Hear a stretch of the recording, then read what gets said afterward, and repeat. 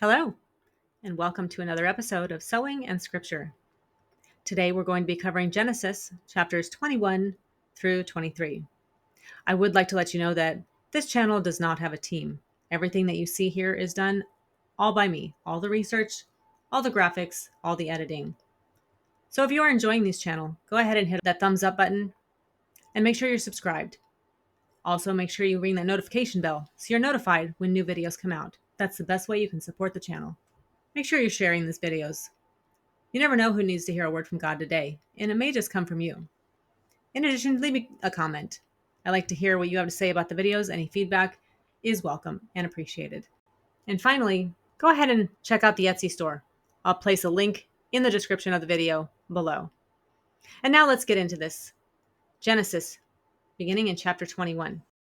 Now the Lord was gracious to Sarah as he had said, and the Lord did for Sarah what he had promised. Sarah became pregnant and bore a son to Abraham in his old age, at the very time God had promised him. Abraham gave the name Isaac to the son Sarah bore him. When his son Isaac was 8 days old, Abraham circumcised him as God commanded him. Abraham was 100 years old when his son Isaac was born to him. Sarah said, "God has brought me laughter, and everyone who hears about this will laugh at me." And she added, "Who would have said to Abraham that Sarah would nurse children? Yet I have borne him a son in his old age." The child grew and was weaned, and on the day Isaac was weaned, Abraham held a great feast. Abraham circumcised his son Isaac as a sign of the covenant. But Sarah saw that the son whom Hagar the Egyptian had borne to Abraham was mocking. And she said to Abraham, "Get rid of that slave woman and her son, for that woman's son will never share in the inheritance of my son Isaac."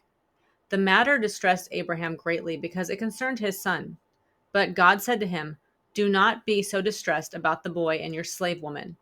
Listen to whatever Sarah tells you, because it is through Isaac that your offspring will be recognized.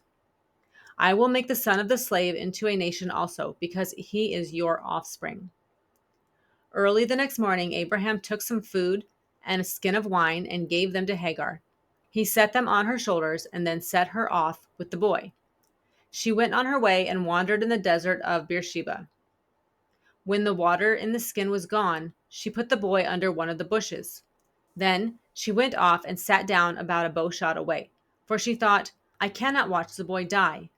And as she sat there, she began to sob. God heard the boy crying, and the angel of God called to Hagar from heaven and said to her, "What is the matter, Hagar? Do not be afraid. God has heard the boy crying as he lies there. Lift the boy up and take him by the hand, for I will make him into a great nation."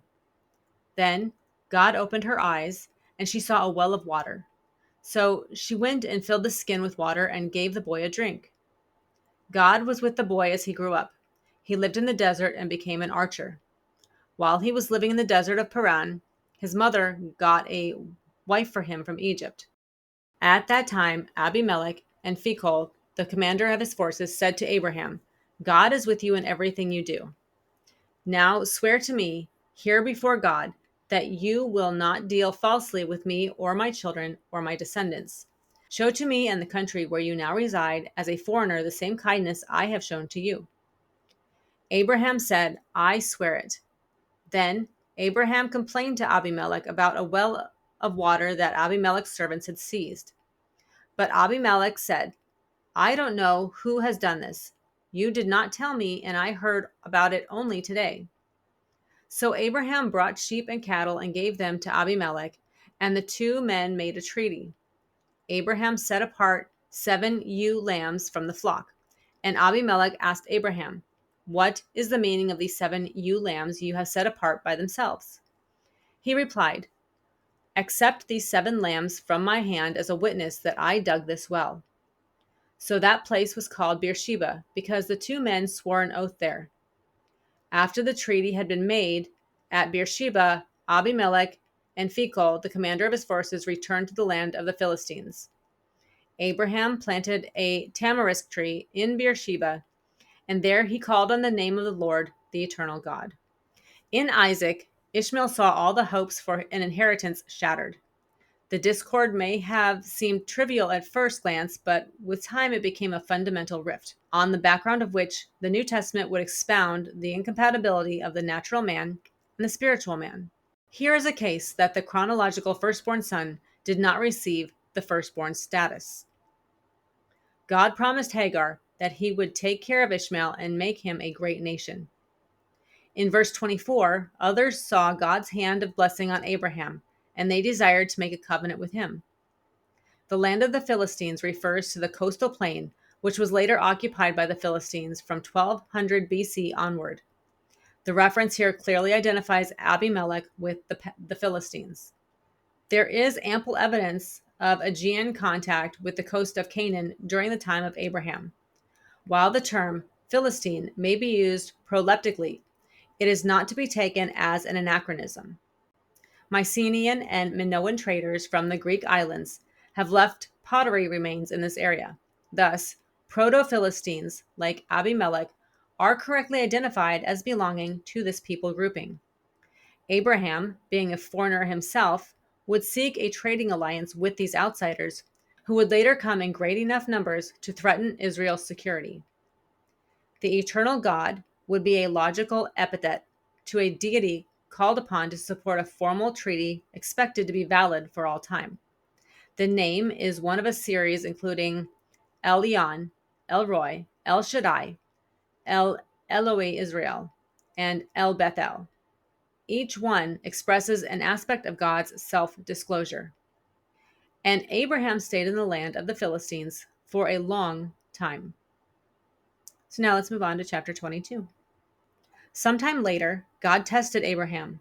He said to him, "Abraham." "Here I am," he replied. Then God said, "Take your son, your only son, whom you love, Isaac, and go to the region of Moriah. Sacrifice him there as a burnt offering on a mountain I will show you." Early the next morning, Abraham got up and loaded his donkey. He took with him 2 of his servants and his son Isaac. When he had cut enough wood for the burnt offering, he set out for the place God had told him about. On the 3rd day, Abraham looked up and saw the place in the distance. He said to his servants, "Stay here with the donkey, while I and the boy go over there. We will worship, and then we will come back to you." Abraham took the wood for the burnt offering and placed it on his son Isaac, and he himself carried the fire and the knife. As the 2 of them went on together, Isaac spoke up and said to his father Abraham, "Father." "Yes, my son," Abraham replied. "The fire and wood are here," Isaac said, "but where is the lamb for the burnt offering?" Abraham answered, "God himself will provide the lamb for the burnt offering, my son." And the 2 of them went together. When they reached the place God had told him about, Abraham built an altar there and arranged the wood on it. He bound his son Isaac and laid him on the altar, on top of the wood. Then he reached out his hand and took the knife to slay his son. But the angel of the Lord called out to him from heaven, "Abraham, Abraham." "Here I am," he replied. "Do not lay a hand on the boy," he said. "Do not do anything to him. Now I know that you fear God, because you have not withheld from me your son, your only son." Abraham looked up, and there in a thicket he saw a ram caught by its horns. He went over and took the ram and sacrificed it as a burnt offering instead of his son. So Abraham called the place "The Lord will provide." And to this day it is said, "On the mountain of the Lord it will be provided." God does not test anyone with evil, but in certain instances he does test, try, or prove us. Therefore, we must assume that the command to sacrifice Isaac was not evil. God knew what he would do in the end. He had no intention of permitting the murder of Isaac.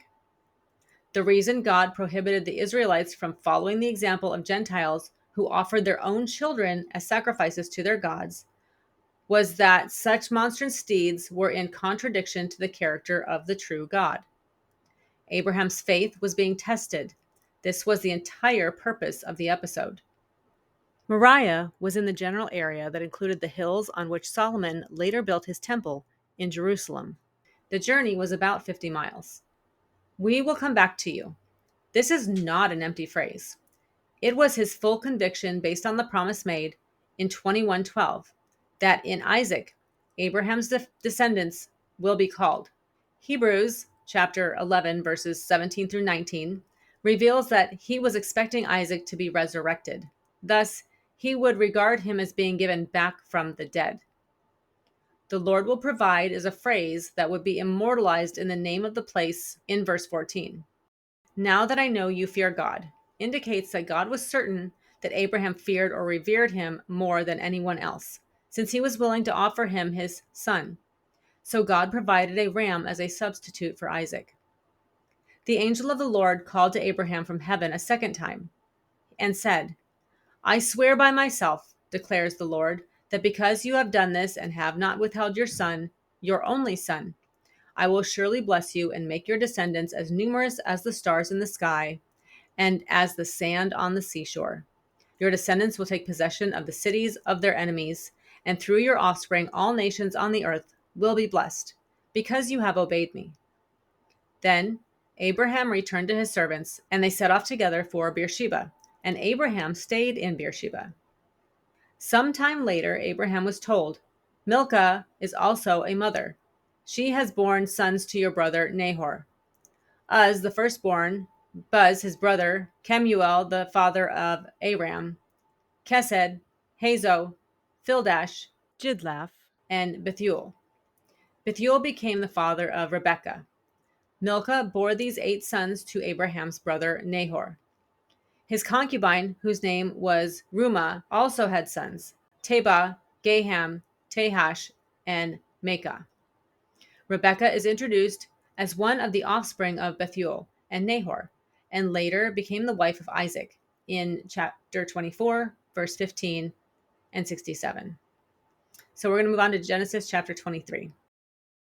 Sarah lived to be 127 years old. She died at Kiriath Arba, that is Hebron, in the land of Canaan. And Abraham went to mourn for Sarah and to weep over her. Then Abram rose from beside his dead wife and spoke to the Hittites. He said, I am a foreigner and a stranger among you. Sell me some property for a burial site here, so I can bury my dead. The Hittites replied to Abraham, Sir, listen to us. You are a mighty prince among us. Bury your dead in the choicest of our tombs. None of us will refuse you his tomb for burying your dead. Then Abraham rose and bowed down before the people of the land, the Hittites.